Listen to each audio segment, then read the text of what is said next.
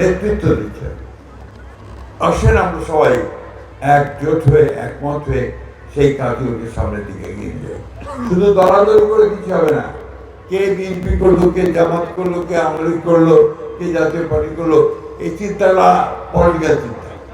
সব বাদ দিয়ে আসেন আমরা দেশের চিন্তা করি, দেশের মানুষকে সামনের দিকে এগিয়ে হবে, দারিদ্র্য দূর করার চেষ্টা করি, সংস্থাপন কর্মসংস্থানের চেষ্টা করি।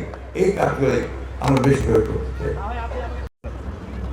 কারিগরি শিক্ষা কোনো বিকল্প নাই এবং এই মেয়েদের জন্যে এই শিক্ষাটা হচ্ছে আরো বেশি জরুরি।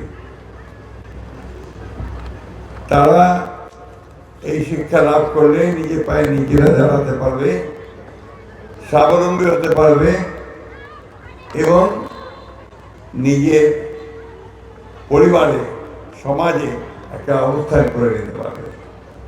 এই জন্য আমরা সর্বাত্মকভাবে এই উদ্যোগকে আমরা সমর্থন জানাবো এবং আমরা সবসময় তাদের পাশে থাকব। প্রিয় ভাই ও বোনেরা,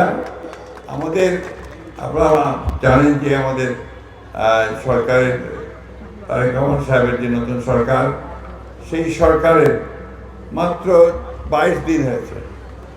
এই 22 দিনের মধ্যেই কিন্তু আমাদের প্রধানমন্ত্রী তারেক রহমান সাহেব তিনি ঝড়ের বেগে কাজ শুরু করেছেন।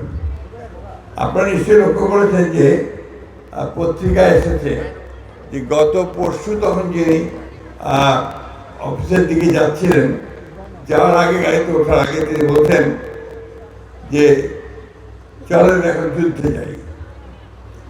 যুদ্ধটা হচ্ছে উন্নয়নের যুদ্ধ, যুদ্ধটা হচ্ছে অর্থনীতিকে সামনে এগিয়ে নিয়ে যাওয়ার যুদ্ধ, যুদ্ধটা হচ্ছে অন্ধকারকে সরিয়ে দিয়ে আলোকে নিয়ে আসার যুদ্ধ। এই বিষয়গুলো খুব গুরুত্বপূর্ণ। আমরা অতীতে এই সমস্ত কথা খুব কম শুনেছি। আমরা আমাদের নেতার প্রতি আন্তরিক অর্থেই আমরা সমর্থন জানাচ্ছি এবং আমরা আশা করছি যে তরুণ নেতা আমাদের বাংলাদেশকে একটা ভালো জায়গায় নিয়ে যেতে সক্ষম হবে। প্রিয় বন্ধুগণ, বক্তব্য দীর্ঘ করবো না। আমি শুধু একটা কথা বলি, এখানে এককভাবে তারেক রহমান সাহেব অথবা আমি মির্জা আলমগীর বাবুদ্দিন সাহেব আমরা কিন্তু কিছু করতে পারবো না। সবাইকে ঐক্যবদ্ধ একসাথে কাজ করতে হবে এবং মনে করতে হবে যে বিএনপি নয়, জামাত নয়, অন্য কোনো দল নয়। বাংলাদেশের সমস্যা আজকে বাংলাদেশকে অর্থনৈতিকভাবে উন্নত জায়গায় নিয়ে যেতে হবে।